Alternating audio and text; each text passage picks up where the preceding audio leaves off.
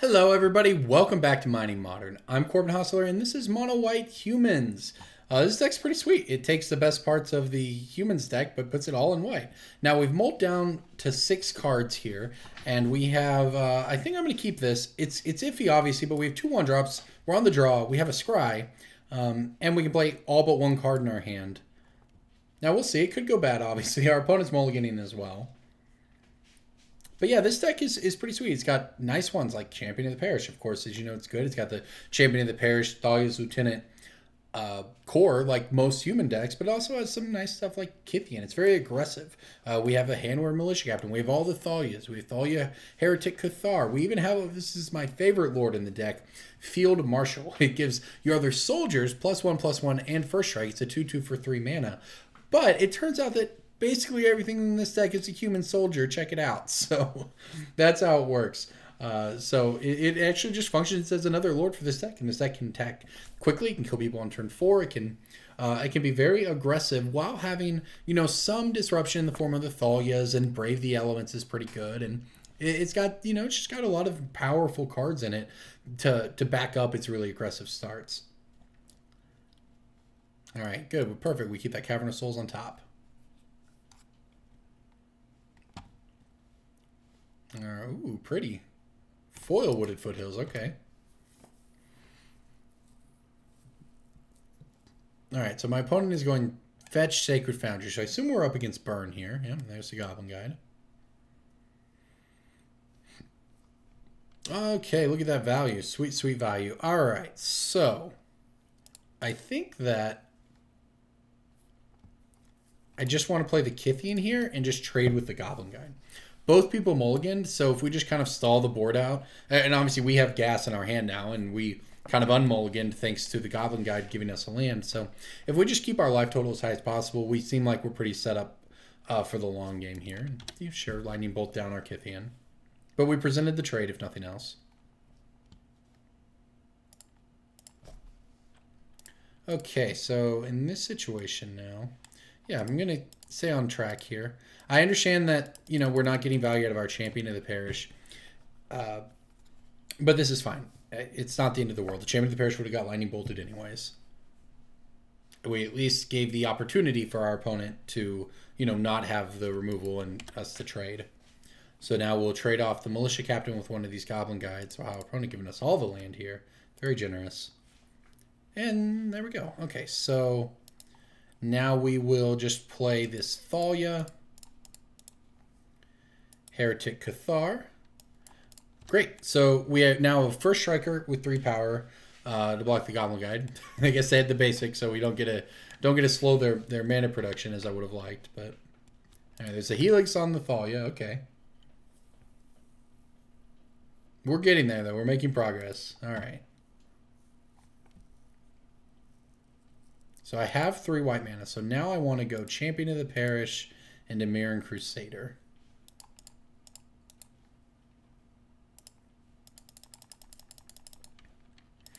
All right, so now we're at 12 life. Our opponent has 3 cards in hand. They've burned their resources doing this. We obviously have plenty of gas in our own hand. And we have 2 creatures now that can trade with this thing. Yeah, and our opponent can't even attack. Things are looking up, as it were. We'll deploy the Soldier of the Pantheon, so if there's any more Lightning Helixes, we actually gain a little bit of life. And there's a Path to Exile. That doesn't hurt either. Although I hope not to use it. I guess I'll just go ahead and play the Ranger of Eos. This makes our Champion of the Parish big enough to get in there.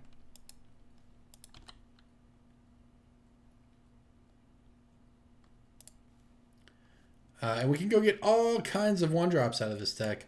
I think I just want Soldiers of the Pantheon, though. It's good against the Boros Charms and so on.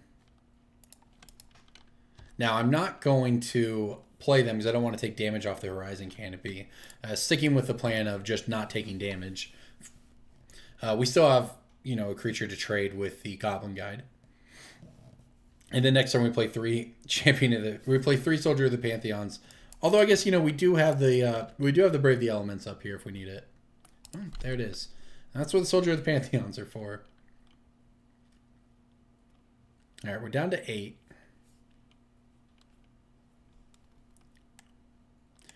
This seems okay, though. We are, you know, putting the beat down on our opponent here a little bit. There's a Swift Spear.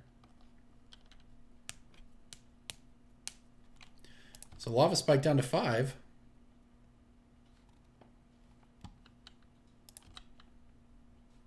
We're going to draw a Champion of the Parish, huh? Okay, so I will block the Swift Spear. I guess it doesn't matter here. I may as well not get blown out by Gut Shot or whatever. So we'll block the Goblin Guide. And we will path. We do have to pay life to do it, down to 4. We'll path the Monastery Swift Spear. But this is fine. This leaves us at 4, which is very importantly not 3, which means we're not dead to the 1 card in their hand. And if it's a multicolored card, which is the only ones that actually deal 4, then we'll just have the Soldier of the Pantheons to gain life. So we're not actually dead to Boros Charm here.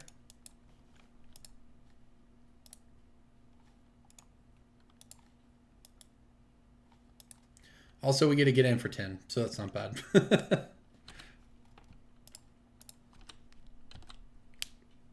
All right, so this is the big turn. So basically, our opponent needs Lightning Bolt. They need a non-multicolored card that deals 3 damage, and then they have to draw another one. So we have to not get top decked out of the game here. All right, there we go. Because if it was a Boros Charm, this Sweet Soldier of the Pantheons, which gain us a life when an opponent casts a multicolored spell, that would have worked. All right, so moving on to the sideboard here. I think we want the Core Firewalkers. Yeah, this feels pretty good for us after sideboarding. Core Firewalkers and Aegis of the Gods. That's a something, right? That's a sweet one, not one you see very often. All Aegis of the Gods here. You have Hexproof. I'll take it. So we probably don't need this Ranger of Eos. Cut a Brave the Elements. It's just slow, especially on the draw here. We probably cut a Mirror. We need to cut 3 drops. I'm going to cut a Dismember. I still don't hate having... I don't hate having... Well, maybe we can cut all the Dismembers. Eidolon's pretty good against us, so I want to have more odds to that. I'm going to cut Mirror and Crusader, I think. It doesn't have protection from red, so it's the lowest power, sort of, right? All 3 of these creatures... I guess this one doesn't have first strike. It gives our other creatures first strike, but this is going to represent more. Maybe not. Maybe I will cut a Field Marshal. All right, this seems fine. We'll give this a go. I don't know if Mirror and Crusader or Field Marshal is better there. Field Marshal obviously represents more damage overall thanks to pumping the team. But in this particular instance, you know, we don't want our first 2 creatures to trade or whatever, and then our 3 drop not be able to do anything. Go to Mulligan again, but we're going to keep this one. All right, Aegis of the Gods, not bad.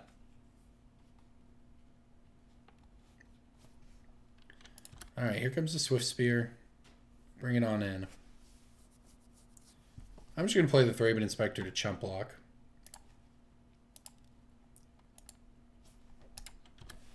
It's the same effect of playing Kithium, where our opponent has to cast a non-creature spell for it to deal damage to us.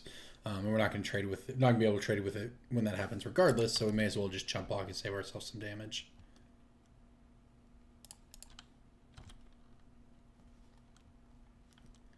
All right, there's the Sheffet Dunes. Okay, so let's just go ahead and play out the Aegis of the Gods. Now, it may not do anything here. It may just get lightning bolted and, you know, we'll move on, but that is what it is.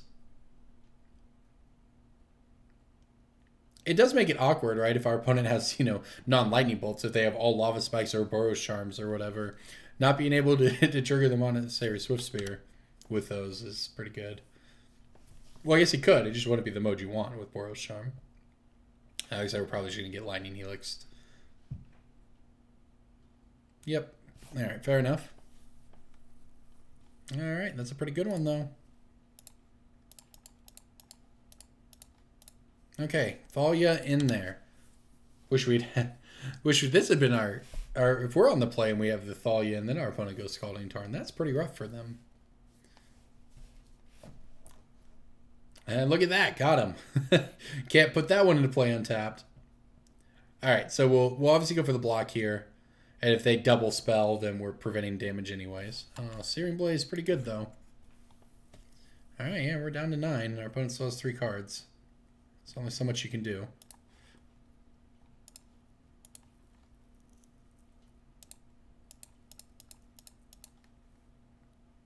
Oops. All right. We're going to need...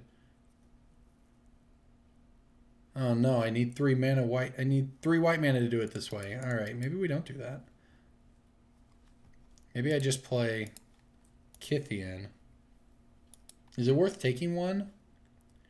Maybe I just play Kythian and pass, because I can make it indestructible for the block, and I can also block with Mutavault. I can activate Mutavault if that need arises, and I can just crack the clue.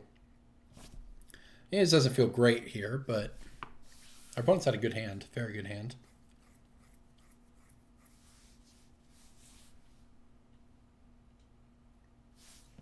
Yeah, sure, I'll just go for the block.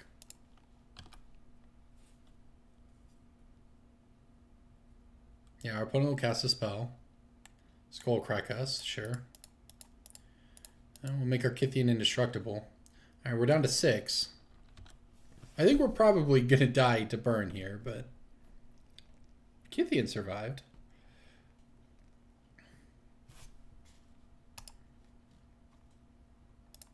Alright, there's another flagstone.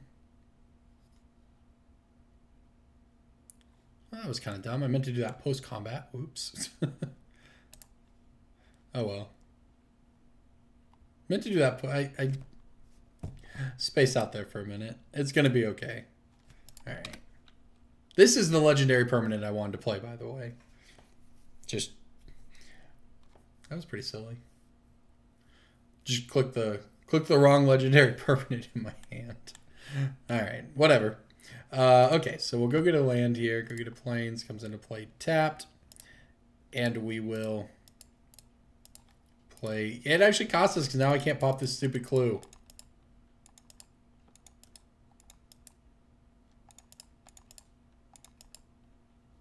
Alright. There we go. This will work. Okay.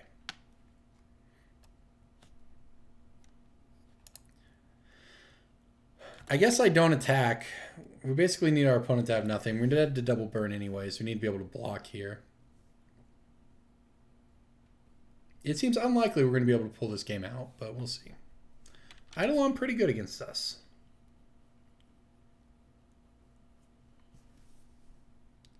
Second Eidolon very good against us. Soldier of the Pantheon a little late. Probably not worth taking 4 damage, I would say.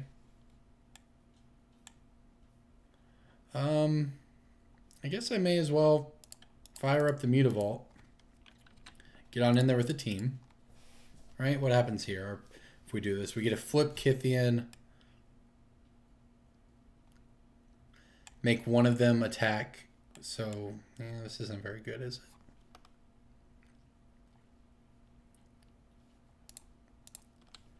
I guess we just get in there with Kythian.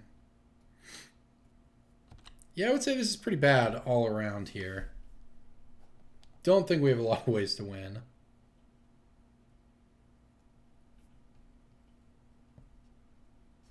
I guess if our opponent has a burn spell for 3 to put us at 3, then we block 2 of the creatures and go to 1. Then we have a big attack back, I suppose. That would sort of be the plan. We could sack the Shephet Dunes, perhaps.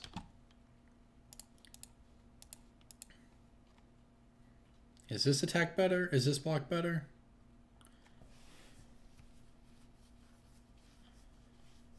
If our opponent bolts our Field Marshal, then our Mutavault gets wrecked. They get in, but they're not bolting us. Whereas if we put the Field Marshal here, then the Mutavault at least gets a trade regardless. So the question is, if our opponent has Lightning Bolt, can we win? And I'm not sure. Because if I put the Field Marshal on the Swift Spear, our opponent could also just have Boros Charm. We're dead no matter what.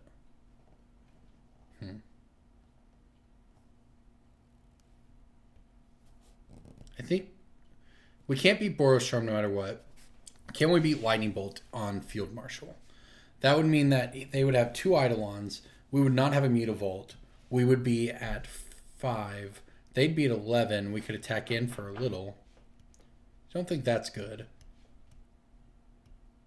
But if we put Field Marshal on Swift Spear and then they bolt the Mutavault, that's even worse for us. So we're going to basically need our opponent to have nothing.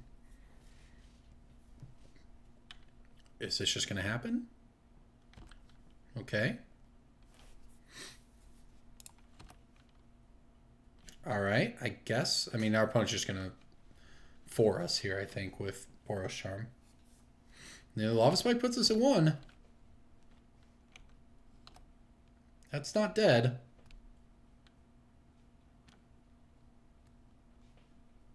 Are we going to get another turn? No, they're waiting for them to pay costs. So we just got massively slow rolled for no reason. Okay, thanks.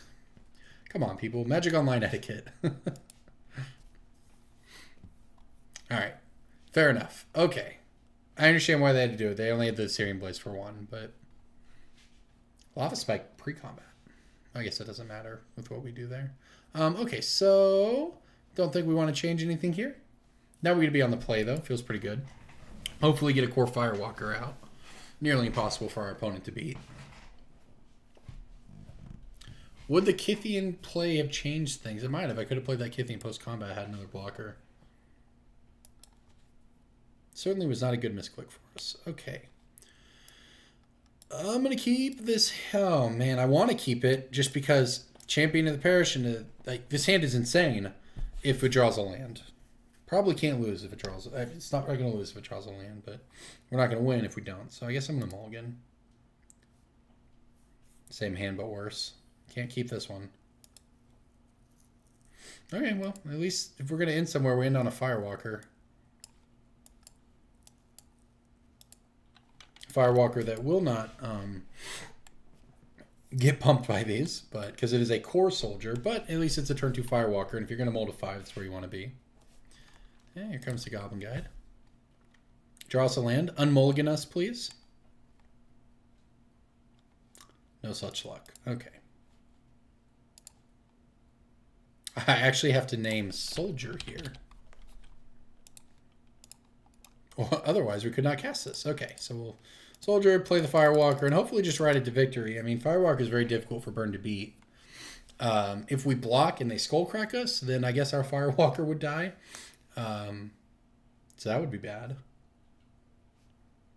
I guess I don't block. It would be quite the next level bluff because I'm not going to give my Firewalker away to the way it works, by the way, we'd have protection from red, which means damage can't be dealt to it. But what it really means is it prevent all damage to be dealt to it. And Skullcrack says damage can't be prevented. So, okay, we're safe from that. But, you know, damage can't be prevented means if we block and they Skullcrack us, then the Goblin Guy just deals damage to our core Firewalker. And that's pretty bad. All right, so we will play this... I guess we'll just play the Thalia's Lieutenant. Yeah, I'll just play the... Yeah, I'm not sure. I don't know what's correct. I'm going to play this, so we have a 3-3. Next turn. I don't want to attack. I guess it doesn't matter anyways. They're going to, you know, fall to the Rift Bolt here.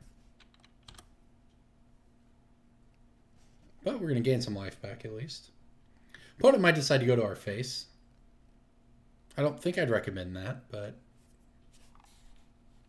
Alright, I would like to always use this ability.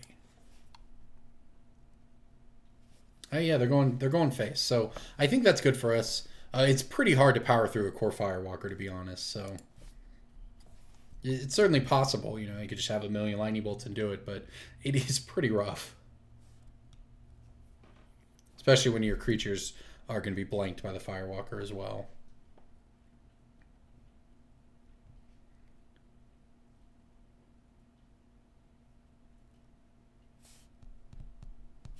All right, Searing Blaze away. Sure, I would. Okay. I'd like to always use it. Okay, I'm at 15. Now we're going to go to 12. But our opponent has 3 cards in hand, and they need to deal a lot of burn. So now we get to play double Thalia's Lieutenant. Yeah, it's pretty much as good as it gets when you are when you mold to 5.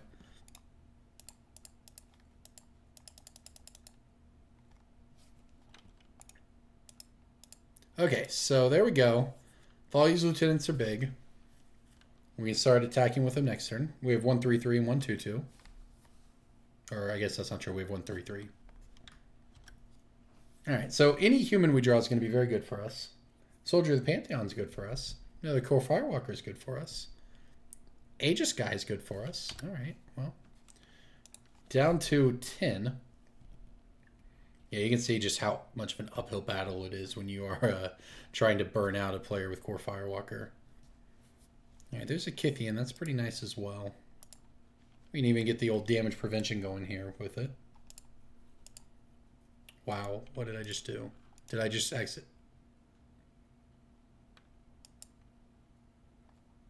Okay, I thought I hit no for a second there. All right, get in with a 4/4.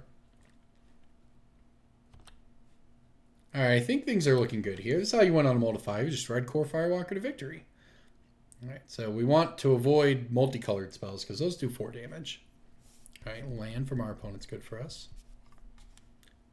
So I have to sacrifice this as a sorcery, which I do not. You actually need 5 mana to do this. 5 lands to sacrifice Shepherd Dunes, which won't come up very often. And there we go. Always yes, always trigger. Okay. Yeah, that's not great for our opponent there. And there's a path to exile. So I could just attack with these 3. I could path the one that blocks here, make this indestructible. Yeah, sure, why not? Flip over and get Gideon. Make his things attack into our Core Firewalker.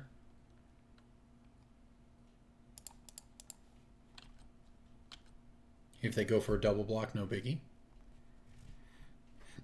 Yeah, there's a lot of ways this is good for us. I mean, yes, I give my opponent a land off the Goblin Guide, but not a big deal.